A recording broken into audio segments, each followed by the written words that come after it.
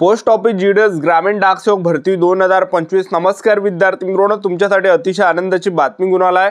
Post office GDS ग्रामीण डाकसेवकच्या 21,413 जागांसाठी ही भरती चालू आहे, ज्यामध्ये फॉर्म भरायला सुरुवात या ठिकाणी 10 फेब्रुवारी पासून फॉर्म भरणे सुरू झाले आहे आणि फॉर्म भरण्याची जी शेवटची तारीख आहे 3 मार्च 2025 फॉर्म भरण्याची शेवटची तारीख आहे। तर या भरतीसाठी शिक्षण फक्त 10वी पास लागते। महाराष्ट्रातील तुम्ही कोणत्याही जिल्ह्यातले असाल तर मुलं मुली या भरतीमध्ये फॉर्म भरू शकता आणि पोस्ट ऑफिस ग्रामीण डाकसेवक भरतीमध्ये सिलेक्शन होण्याचे जास्त चान्सेस आहे। मी तुम्हाला असं कोण सांगून आलो तर या भरतीमध्ये पहिली गोष्ट जी आहे ग्राउंडने आहे, त्याचबरोबर लेखी परीक्षेची काही यामध्ये अट नाही आहे, ठीक आहे, लेखी परीक्षा नाही आहे यामध्ये, त्याचबरोबर उंचीची यामध्ये काही अट नाही, त्याचबरोबर यामध्ये जे इंटरव्ह्यू सुद्धा तुमचं होणार नाही। तर तुमचं जे सिलेक्शन आहे हे 10वीच्या पर्सेंटेजवर तुमचं सिलेक्शन होणार आहे, ठीक आहे।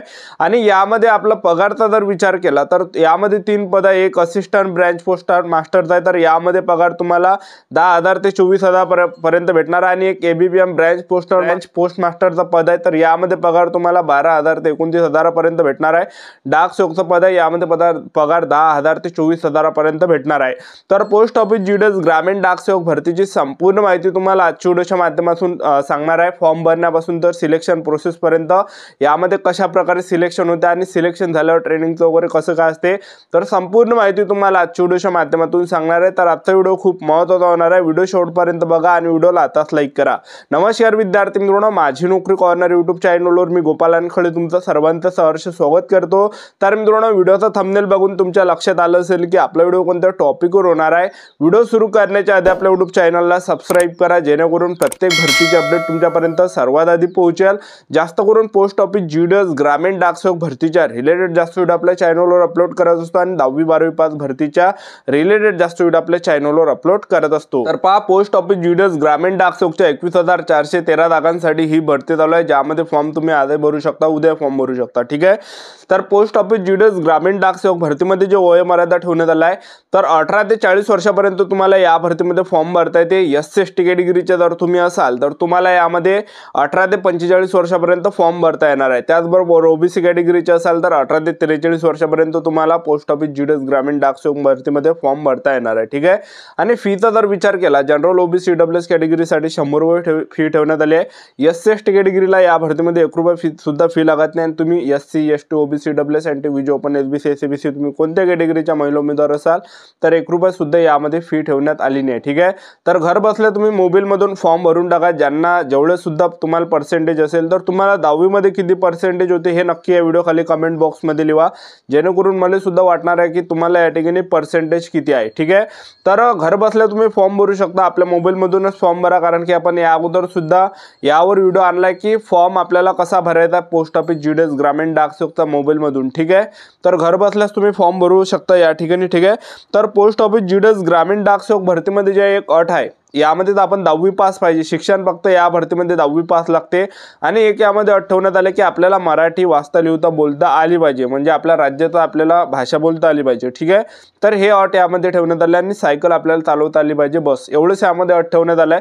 त्याचबरोबर तुमचं जर सिलेक्शन झालं पोस्ट ऑफिस जीडीएस ग्रामीण डाकसेवक भरतीमध्ये काम कोणकोणतं करावं लागणार आहे, ब्रांच पोस्ट मास्टरचा पद आहे, हे सर्वात हायेस्ट पद आहे, यामध्ये पगार सुद्धा जास्त आहे। तर यामध्ये तुम्हाला ऑनलाईन ऑफलाईन लेनदेन तर तुम्हाला काम करावं लागणार आहे। डाक उत्पादन आणि सेवांचं वितरण तुम्हाला करावं लागणार आहे। रेकॉर्ड हँडलेड डिव्हाइस मोबाईलचं ध्यान तुम्हाला ठेवावं लागणार आहे। हे काम तुम्हाला जे आहे ब्रांच पोस्ट मास्टर मध्ये करावं लागणार आहे आणि यामध्ये पगार 12,000 ते 29,000 पर्यंत भेटणार आहे, जे की सर्वात चांगला आहे, ठीक आहे।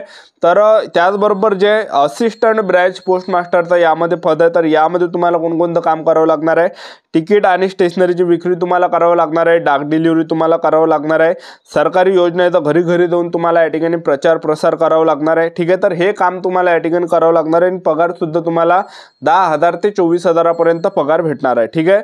त्यानंतर डाकसेवकचं पद आहे, तर डाकसेवकमध्ये तुम्हाला कोणकोणतं काम करावं लागणार आहे, स्टॅम्पची विक्री तुम्हाला करावं लागणार आहे, डाक डिलिव्हरी तुम्हाला करावं लागणार आहे, त्याचबरोबर रेल्वे मेल सर्व्हिस ऑफिसचं या ठिकाणी तुम्हाला काम करावं लागणार आहे, हे काम करावं लागणार आहे। आणि डाकसेवकमध्ये पगार तुम्हाला 10,000 ते 24,000 पर्यंत भेटणार आहे, जे की सर्वात चांगला आहे। तर सरकारी नोकरी आणि एकदम शाही ड्युटी आहे पोस्ट ऑफिस जीडीएस ग्रामीण डाकसेवकची। तुम्ही जर ग्रामीण भागामध्ये जर पाहिलं असेल तर जास्त त्यांच्यावर जे विद्यार्थी मिळवणं कामाचा लोड नसते, कामाचं एवढं त्यांच्यावर प्रेशर नसते, ठीक आहे। तर ते काय करते, सकाळी 10 वाजता जे पोस्ट ऑफिसचे ऑफिस उघडते, ठीक आहे, 10 वाजता उघडल्यानंतर 2 वाजता ते बंद करून देते, ठीक आहे। आहे. तर 4 घंटेची ड्युटी आणि बसल्या बसल्याच त्या ठिकाणी काम आहे, म्हणजे पोटातलं पाणी सुद्धा हालत नाही. तर तुम्ही सांगा आपल्याला जर आपण जर या ठिकाणी फ्रीमध्येच फॉर्म भरून टाकला, ठीक आहे, आणि आपला एखादी या ठिकाणी नोकरी लागली तर आपलं त्या ठिकाणी चांगलं होणार आहे. लक्षात ठेवा, तर चांगली ही संधी तुमच्यासाठी चालून आलेली आहे. ठीक आहे, तुम्हाला जेवढे पण पर्सेंटेज असेल तर मोबाईलमधूनच फॉर्म भरून टाका. ठीक आहे, आणि फॉर्म चांगल्या पद्धतीने भरायचा.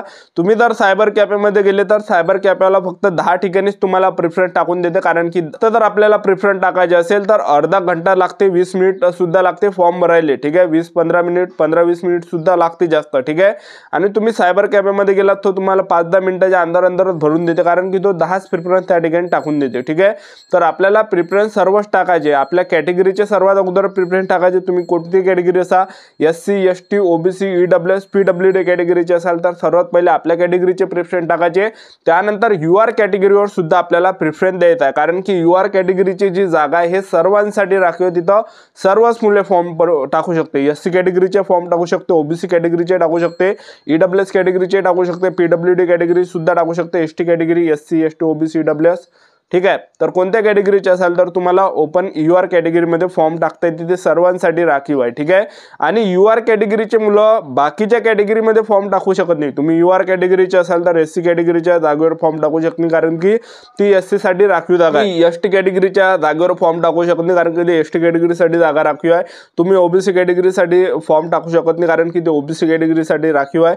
तुम्ही EWS कॅटेगरीसाठी फॉर्म टाकू शकत नाही, कारण की ते त्या कॅटेगरीसाठी जागा जे आहे राखीव आहे. ठीक आहे, तर अशा प्रकारे तुम्हाला ओपन कॅटेगरीच्या जेवढ्या पण जागा आहेत त्या सर्वच ठिकाणी आपल्याला प्रिफरन्स द्यायचा आहे, सर्वच ठिकाणी फॉर्म भरून टाकायचा आहे. ठीक आहे, तर ह्या आपल्याला गोष्टीचं एक लक्षात ठेवायचं आहे. ठीक आहे, त्याचबरोबर या भरतीमध्ये सिलेक्शन प्रोसेस कसं आहे, तर या भरतीमध्ये पहा विद्यार्थी मित्रांनो, लेखी परीक्षा नाही होत, आपली ग्राउंड नाही होत, उंचीची काही अट नाही, इंटरव्ह्यू नाही आहे. तर तुमचं जे सिलेक्शन आहे हे 10वीच्या पर्सेंटेजवर तुमचं सिलेक्शन होते. आता पोस्ट ऑफिस GDS ग्रामीण डाक सेवकची फॉर्म भरण्याची जी शेवटची तारीख आहे तर ते आहे या ठिकाणी 3 मार्च 2025 आहे. ठीक आहे, तर 3 मार्च नंतर 6 मार्चला तुम्हाला फॉर्म एडिटिंग करता येणार आहे. जे पण तुमचं काही चुकलं असेल तर ते तुम्हाला त्या ठिकाणी दुरुस्त करता येणार आहे. ठीक आहे, 6 मार्च पासून. ठीक आहे, तर त्यामध्ये भरपूर काही विद्यार्थ्यांनी चुका केल्या असेल फॉर्म भरताना, तर ते तुम्हाला दुरुस्त त्या ठिकाणी करता येते. ठीक आहे, त्याचबरोबर पोस्ट ऑफिस GDS ग्रामीण डाक सेवकमध्ये नंतर इथून एका महिन्यानं जे विद्यार्थी मित्रांनो रिझल्ट लागणार आहे, तर पहिली लिस्ट त्या ठिकाणी लागणार आहे. ज्या पण मुलांचं सिलेक्शन होणार आहे, ज्यांचं सुद्धा निवड यादीमध्ये नाव येणार आहे, तर त्यांच्यासाठी जे विद्यार्थी मित्रांनो त्यांना मेसेज येणार आहे मोबाईलवर की तुम्हाला डॉक्युमेंट व्हेरिफिकेशनसाठी यायचं आहे. तर फर्स्ट तुमचं त्या ठिकाणी पहिलं डॉक्युमेंट व्हेरिफिकेशन होणार आहे.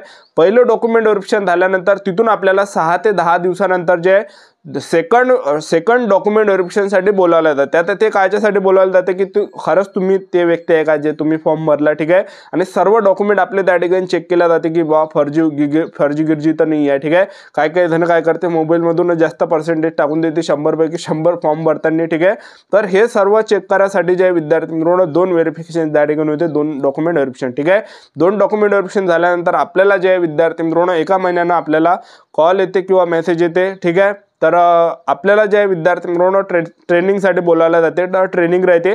आणि ट्रेनिंग सुद्धा अशीच राहते, जसं पोस्ट ऑफिसमध्ये जसं काम राहते तसंच काम त्या ठिकाणी ट्रेनिंगमध्ये करावं लागते. ठीक आहे, तर अशी संपूर्ण माहिती जी आहे विद्यार्थी मित्रांनो पोस्ट ऑफिस GDS ग्रामीण डाक सेवकची आहे. ही होती संपूर्ण महत्त्वाची माहिती. आजचा व्हिडिओ आवडला असेल तर व्हिडिओ लाईक करा, शेअर करा, सबस्क्राईब करा. आजच्यासाठी इथंच थांबतो. भेटा नेक्स्ट व्हिडिओमध्ये. जय हिंद.